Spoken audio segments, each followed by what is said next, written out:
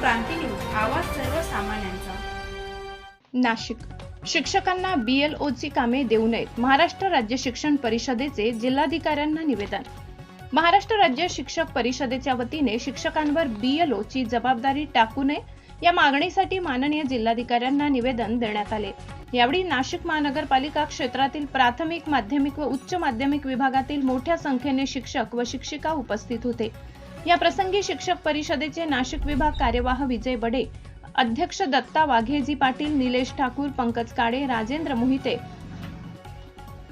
कापडी RK, विक्रम Gunjal, Harshal Pawar, Suvarna Kolhe, Shrimati Jadhav, AK, Shrimati Patil, NP Sachin Desale, Jayashree Gaikwad, रेखा गुट्टे आदी मान्यवर उपस्थित होते।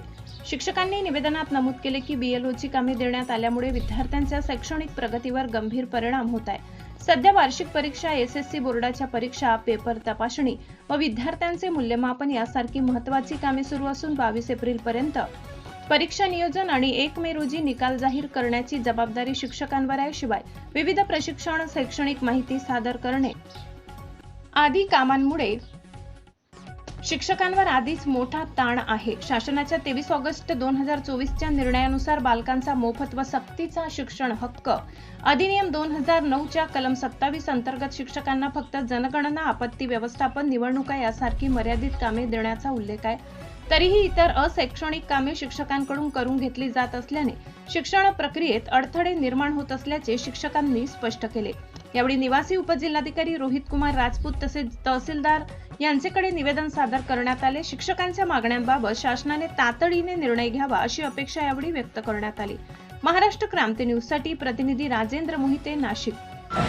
नमस्कार। महाराष्ट्र राज्य शिक्षक परिषदेचे जिल्हा कार्यवाह विजय बडे सर आपल्याशी संवाद साधतोय।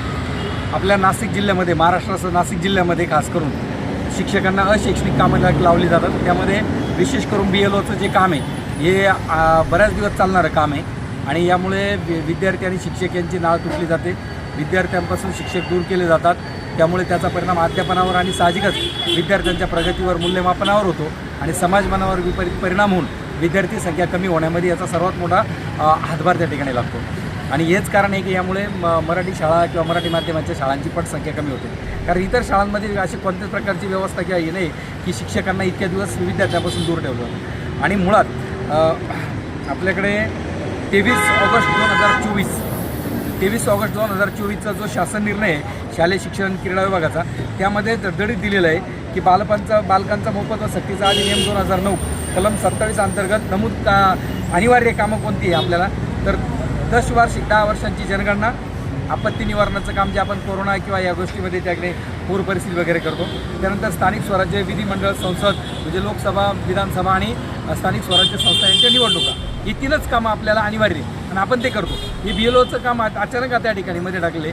जिल्हाधिकारी कार्यालयामध्ये आज या ठिकाणी जवळपास 50 ते 60 शिक्षक या ठिकाणी नाशिक महानगरपालिका क्षेत्रातील होते।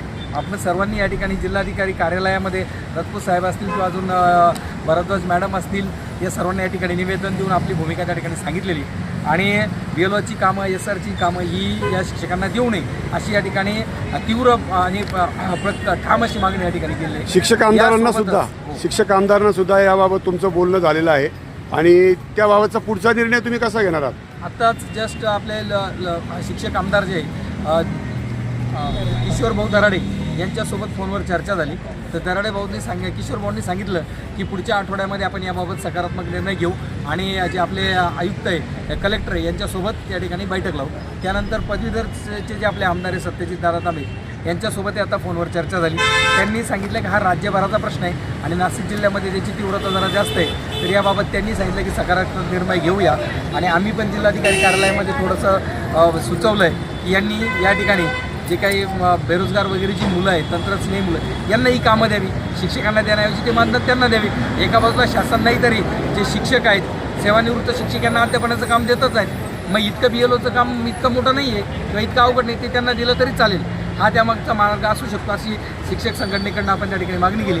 आज उपस्थित असणाऱ्या आमच्या सगळ्या ज्या भगिनी आहेत, या भगिनींचं मी विशेष धन्यवाद मानतो की त्यांनी इतका केव्हापासून थांबून या ठिकाणी या सर्व प्रक्रियेमध्ये त्यांनी सहभाग घेतला। त्यांच्या व्यक्तिगत अडचणी, पेपर तपासणी असेल, वर्गामध्ये त्या अध्यापनाचं असेल, इयत्ता 9वीचे पेपर असेल, निकाल असेल, 10वी बोर्डाचे पेपर असतील, या सगळ्या अडचणीमधून हा मार्ग काढत आहे. त्यामुळे आमचं जिल्हाधिकारी आणि सर्वांना नम्र निवेदन आहे की त्यांनी यामध्ये मार्ग काढावा. धन्यवाद. अशाच नवनवीन बातम्या पाहण्यासाठी आमच्या महाराष्ट्र क्रांती न्यूज या यूट्यूब चॅनलला लाईक करा, सबस्क्राईब करा आणि बेल आयकॉनला प्रेस करा.